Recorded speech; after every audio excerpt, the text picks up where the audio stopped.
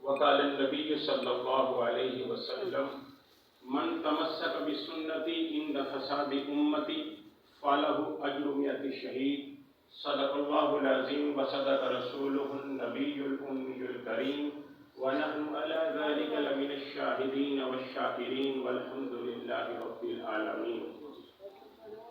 آگاہ اپنی موت سے کوئی بشر نہیں، آگاہ اپنی موت سے کوئی بشر نہیں، سامان 100 برس کا ہے پل کی قبر نہیں۔ قوت عشق سے ہر پس کو بالا کر دے، قوت عشق سے ہر پس کو بالا کر دے، دہر میں اسم محمد سے اجالا کر دے۔ سب کہہ دیجئے صلی اللہ علیہ وسلم۔ یہ کوئی واعظ و نصیحت کا موقع نہیں، چونکہ موت خود بہت بڑی واعظ و نصیحت ہے۔ جنازہ، اٹھتا ہوا جنازہ اس بات کا پیغام ہے کہ آج جس کی چارپائی کو تو اٹھا رہا ہے، کل تیری چارپائی کو کوئی اور اٹھائے گا۔ لیکن عقل مند شخص ہے وہ جو ان اٹھتے ہوئے جنازوں سے نصیحت پکڑے اور اپنی زندگی کے شب روز رسول اللہ صلی اللہ علیہ وسلم کی زندگی کے شب روز میں ڈھال دے۔ میری اپنی کیفیت یہ ہوتی ہے کہ جب کسی جنازے میں حاضری ہوتی ہے، اگر پتہ چلے تو نمازی ہے تو میں خوش ہوتا ہوں، تو میری خوش نصیبی ہے کہ نمازی کے جنازے میں شامل ہوا۔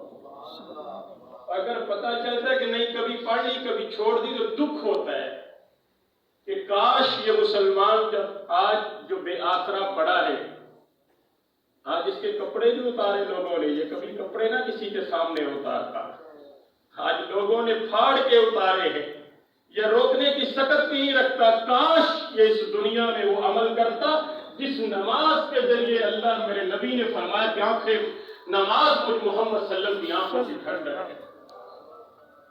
اور ایک بات مجھے بھائی برادر مکرم عثمان صاحب بتا رہے تھے، جب میں نے بچوں کو دیکھا ہے، ہماری بہن کے بچوں کو، پھول سے بچے، دل میں آتا ہے کہ کاش یوں نہ ہوتا، لیکن میں کون ہوتا ہوں اللہ کے فیصلوں میں دخل اندازی کرنے والا؟ میری اوقات، میری جرت کیا ہے میں رب کے فیصلوں میں دخل اندازی کروں؟ یہ رب کی منشا ہے، رب کی مرضی ہے۔ وہ دادا اور پردادا دنیا میں ہو، دوتا اور پوتا دنیا سے جا رہا ہو، رب جس کو چاہے پہلے لے جائے، رب جس کو چاہے پاس میں لے جائے۔ ایمان والا کیا کہتے ہیں؟ الذین اذا اصابتہم مصیبہ، قرآن اعلان کرتا ہے ایمان والوں کی شان کیا ہے، نبی کے غلاموں کی شان کیا ہے، مسلمان کی شان کیا ہے کہ جب اس کو کوئی تکلیف پہنچتی ہے، غم پہنچتا ہے، درد پہنچتا ہے، زخم پہنچتا ہے، کسی کی جدائی کا غم پہنچتا ہے، وہ آنکھوں سے آنسو بھی بہاتا ہے اور زبان سے کہتا ہے ربا یہ تکلیف بھی تیری طرف سے تھی اور ہم بھی ان قریب تیری طرف پلٹ کے آنے والے ہیں۔ زبان پہ کیا جاری ہوتا ہے؟ آئیے، میں نے کہا کہ نبی کا طرز عمل میرے لیے ہدایت کا ذریعہ ہے۔ آئیے ذرا مدینے کی طرف پلٹ کے چلتے ہیں۔ دنیا کہتی آگے جانے میں کامیابی ہے، میں نے کہا میری پیچھے جانے میں کامیابی ہے۔ میں اتنا پیچھے پلٹ کے جاؤں، اتنا پیچھے پلٹ کے جاؤں کہ مدینے والے کے قدموں کے ساتھ چمٹ جاؤں۔ دنیا کی کامیابی چاند پہ جانے پہ ہے، میری کامیابی مدینے والے کے قدموں کے ساتھ چمٹ جانے پہ۔ اور یہاں بھی ایک بات عرض کرتا چلوں، بغیر لگی لپٹی کے ہم کسی سے مروب ہونے والے نہیں، کیونکہ ہم محمد صلی اللہ علیہ وسلم کے غلام ہیں۔ لوگ کہتے ہیں دنیا چاند پہ چلی گئی، تم استنجے کے اور وضو کے مسائل میں پڑے ہو۔ میں نے کہا جسے منہ دھونا نہیں آتا وہ میرے نبی پہ بات کرے۔ آپ حضرات تشریف رکھیں، میری بات سنو۔ میری ایک بات اگر ان میں سے کسی ایک بھائی کو سمجھ آ گئی اس سال ثواب کی مجلس سے، میری بہن جو دنیا سے گئی اس کی قبر ٹھنڈی ہوگی انشاءاللہ۔ عمل کی نیت سے بیٹھے، میری گفتگو کو توجہ سے سنیں۔ دنیا کہتی چاند پہ جانا کامیابی ہے، میں نے کہا تمہارے لیے ہوگی۔ جو چاند پہ گئے ہیں کیا لے کے آئے؟ گارا اور مٹی ہی لے کے آئے ہیں نا، تقسیم تو نہیں کر دیے، لوگوں کی معیشت کو بہتر نہیں ہو گئی، لوگوں کی تجارت کو بہتر نہیں ہوئی، لوگوں کا پیسہ لگا کے، لوگوں کا ٹیکس لگا کے، اس سے بھی اختلاف ہے کہ گئے یا نہیں گئے، میں اس سے بھی بات نہیں کرتا۔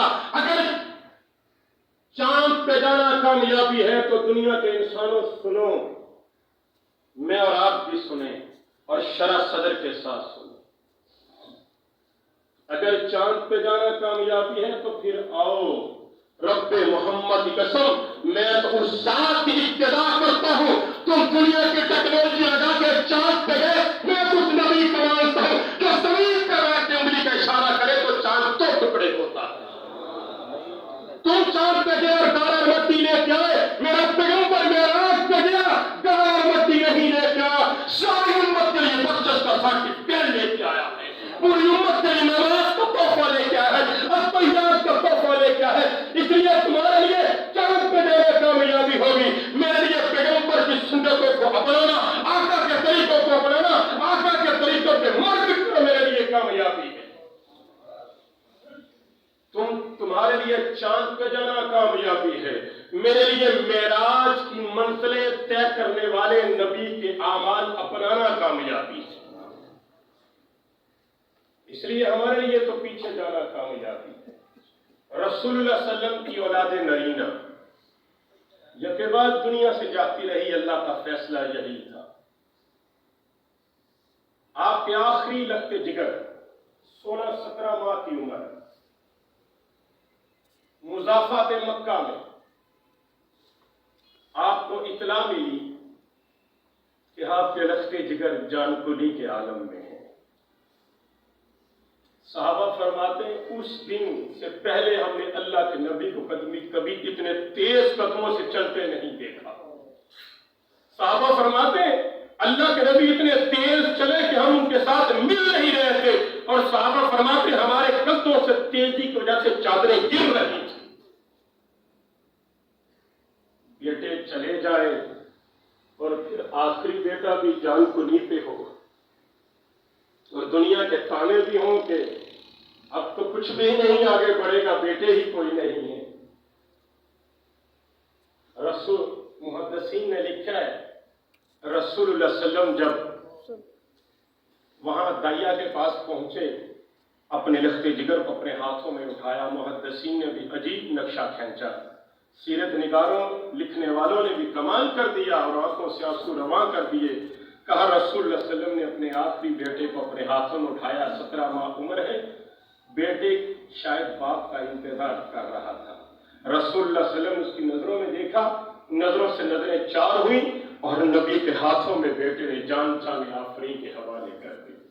رسول اللہ صلی اللہ علیہ وسلم کی آنکھوں سے آنسو نکلے، صحابہ نے کہا اللہ کے نبی آپ بھی روتے؟ فرمایا یہ محبوب کی جدائی کا غم ہے۔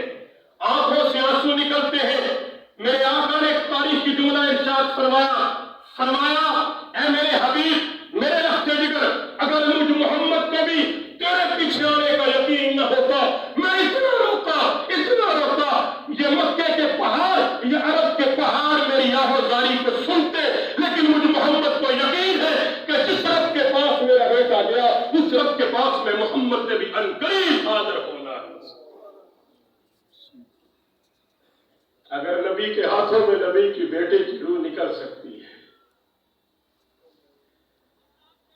تو میری اور آپ کے اگر اولاد اور قریبی دنیا سے چلے جائیں تو یہ نا انصافی نہیں، یہی کریم انصاف ہے۔ اور آخری بات، میں نے قرآن کی ایک آیت پڑھی ہے، لَقَدْ كَانَ لَكُمْ فِي رَسُولِ اللَّهِ أُسْوَةٌ حَسَنَةٌ۔ ملتی جلتی آیت قرآن میں 2-3 جگہ ہے۔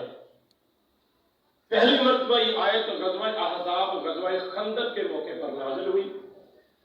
رسول اللہ صلی اللہ علیہ وسلم کے پیٹ پہ پتھر بندھے ہیں، صحابہ نے بھی پیٹ پہ پتھر باندھے ہوئے، بھوک اور پیاس کا عالم ہے، لیکن اس کا عموم ذرا دیکھیے، قرآن قیامت کی صبح تک کے لیے عمومی طور پہ ساری انسانیت کی ہدایت ہے۔ اس آیت میں اللہ نے فرمایا، تاکید فرمائی، لام بھی تاکید کا، قد بھی تحقیق کا، البتہ تحقیق محمد صلی اللہ علیہ وسلم کی ذات تمہارے لیے نمونہ ہے۔ نہیں، اکیلا نمونہ نہیں، فرمایا اسوہ حسنہ بہترین نمونہ کہ آپ نے اپنی زندگی کے صبح و شام رات دن نبی کے اعمال، کردار، آفعال، نماز، جہاد، روزہ، حج، زکوٰۃ کی طرف دیکھ کے بنانا۔ اور یہاں علماء نے ایک بڑا عجیب مثال دے کے سمجھایا، مثال دے کے سمجھا کے بات کو ختم کرتا ہوں کہ دنیا میں اصول ہے، جب بھی دنیا کوئی چیز بناتی ہے، جیسے کبھی ٹویوٹا والوں نے نئی گاڑی بنائی ہے یارس، پہلے اس کا سیمپل بنایا، ایگزامپل بنائی، مثال بنائی، ایک نمونہ بنایا گیا، اور اس نمونے کو دکھا کے دنیا سے آرڈر لیے گئے۔ اب اگر وہ یارس گاڑی، ٹویوٹا کی گاڑی جو نمونہ لوگوں کو دکھایا تھا اس کے خلاف ہوگی تو پوری دنیا میں آرڈر کینسل ہو جائے گی، لوگ کہیں گے تم نے ہمارے ساتھ دھوکہ کیا، فراڈ کیا۔ یا اس کو آسان مثال میں سمجھیے کہ مولانا صاحب، بھائی صاحب اپنا ایک سوٹ سینے کے لیے درزی کو دے کے آتے اور بطور نمونہ ایک پرانا سوٹ بھی دے کے آتے کہ جناب یہ پرانا نمونہ ہے، میرا نیا سوٹ اس نمونے کے مطابق سیے گا۔ شادی کا موقع ہے، خوشی کا موقع ہے، یہ درزی کے پاس جاتے ہیں اور کہتے ہیں کہ جناب میرا سوٹ مجھے دے دیجیے، نیا بھی اور پرانا بھی۔ وہ منظر انہوں نے دیکھا تو ان کی آنکھوں میں خون اتر آیا، لڑائی جھگڑا ان کا حق تھا کہ اس نے بجائے شلوار قمیض سینے کے اس نے کہا مولوی صاحب دنیا میں جو لوگ ترقی کر رہے ہیں وہ تو گلے میں ٹائی پہنتے، پینٹ شرٹ پہنتے، اگر دنیا میں سروائیو کرنا ہے تو غیروں کا، انگریزوں کا لباس پہننا چاہیے، اس لیے میں نے آپ کے نمونے کے خلاف سی دیا ہے، شلوار قمیض نہیں سی، میں نے پینٹ شرٹ سی دی ہے۔ ابھی میں آپ کو منصف اور جج مانتا ہوں، عدالتوں میں بھی بیٹھے ہیں، آپ مجھے بتائیے کہ وہاں مولانا کا لڑنا حق بنتا ہے کہ نہیں بنتا؟ اس نے دھوکہ کیا، فراڈ کیا کہ نہیں کیا؟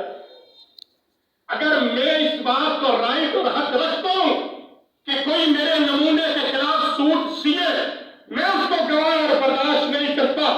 آج رات میں اور آپ سارے جب اپنے بستر پہ لیٹنے لگے 2 دن کے لیے اس بات کا مراقبہ کیجئے گا، سر کو جھکا کے سوچئے گا کہ جس رب العزت نے اس عالمی پیغمبر کو میرے اور تیرے لیے نمونہ بنایا، اس کی اجتماعی زندگی، خانگی زندگی، بیویوں کے ساتھ اتنے معاشرت، صحابہ کے ساتھ اتنے معاشرت، اس پیغمبر کی نماز، روزہ، حج، زکوٰۃ، جہاد، ہر چیز کو پوری کائنات کے سامنے کھول کے رکھا اور فرمایا اور لوگوں سنو، میرے پیغمبر کی کوئی چیز کائنات سے چھپی ہوئی نہیں ہے، ہر چیز پیغمبر کی ساری انسانیت کے سامنے ہے، یہ میرا پیغمبر ساری کائنات کے لیے نمونہ ہے، مشرق والوں کے لیے بھی، مغرب والوں کے لیے بھی، شمال والوں کے لیے بھی، جنوب والوں کے لیے بھی، کالے رنگ والے بھی، گورے رنگ والے بھی، چٹے رنگ والے بھی، وہ حبشی ہو، وہ گورے ہو، جو لا الہ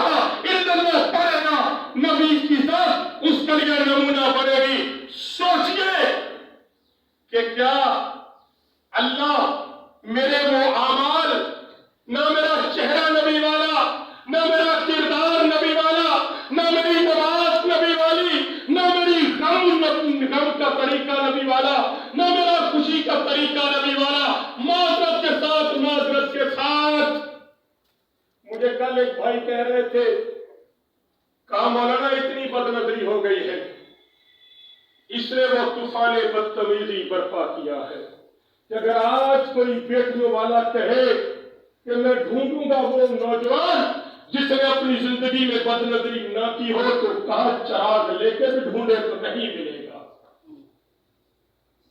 کیوں ہم نبی کی زندگی سے دور ہو گئے، آقا کی سیرت سے دور ہو گئے؟